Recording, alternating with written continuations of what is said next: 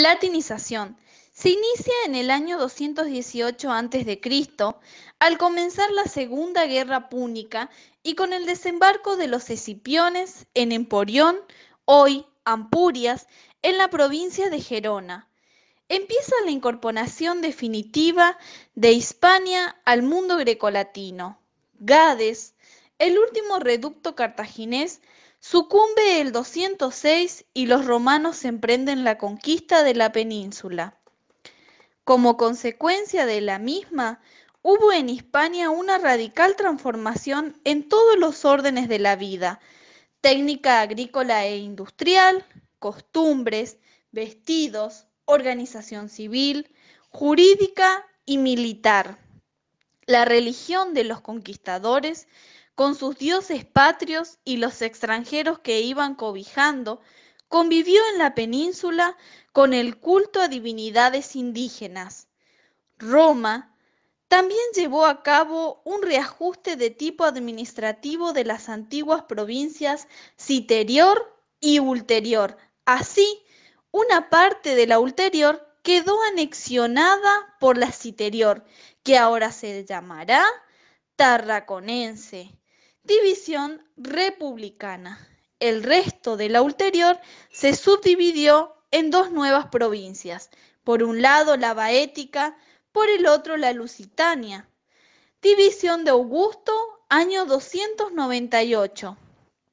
En el siglo III después de Cristo, época de Caracalla, se generalizó derechos para la totalidad de la población del imperio, produciéndose así la división de Diocleciano en tarraconenses, cartaginense, baética, lusitana, gallaecia, baleárica y Mauretania tingitania.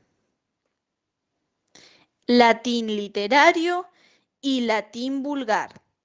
Desde el momento en que la literatura fijó el tipo de la lengua escrita, se inició la separación entre el latín culto, que era el enseñado en las escuelas y el que todos pretendían escribir, y el latín empleado en la conversación de la gente media y de las masas populares. Mientras la lengua literaria se depuraba hasta llegar al refinamiento de las odas de Horacio o la prosa de César y Tácito, el habla vulgar seguía apegada a usos antiguos, pero a la vez progresaba en sus innovaciones, desarrollando tendencias existentes en el idioma desde el primer momento, aunque repudiadas o aceptadas tan solo parcialmente por la literatura. Durante el Imperio, las divergencias se ahondaron en grados considerables. El latín culto se estacionó, mientras que el vulgar, con rápida evolución, proseguía el camino que había de llevar el nacimiento de las lenguas romances. Con el latín culto florecen las letras latinas, primero con retóricos como Porcio Latrón y Marco Anneo Séneca, después, ya en la Edad de Plata, con las sensatas enseñanzas de Quintiliano y con un brillante grupo de escritores Begosos y Marcial. En el latín vulgar aparecen influencias semánticas, como el helenismo. El influjo cultural de la Hélade se dejó sentir sobre Roma en todos los momentos de su historia. La conquista del mundo helénico familiarizó a los romanos con una civilización muy superior. Grecia les proporcionó nombres de conceptos generales y actividades del espíritu, como idea, psicología, música, poesía, matemática. Tecnicismos literarios como tragedia, comedia, palabras relativas a danza y deportes como atleta, a enseñanza y educación como escuela, pedagogo.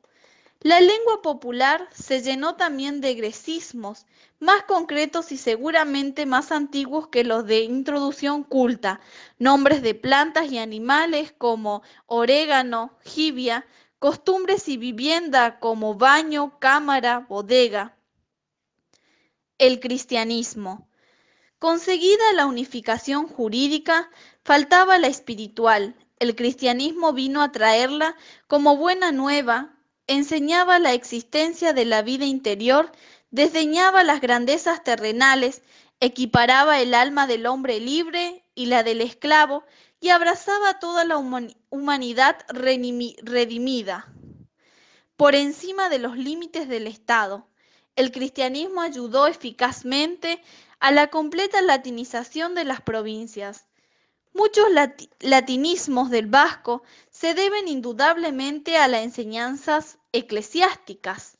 La doctrina y organización de la Iglesia están llenas de términos griegos que constituyen la última capa de helenismos acogidas por el latín, como evangelio, angelus, apóstoles.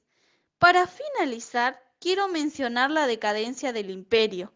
A partir del siglo III, empieza a asomar en el imperio síntomas de descomposición. Las legiones eligen emperadores y se convierten en mesnadas personales de sus caudillos. Cuando la invasión germánica amenazaba ya las desmoronadas fronteras del imperio, empezó a cundir el nombre de Romania, que designó el conjunto de pueblos ligados por el vínculo de la civilización romana.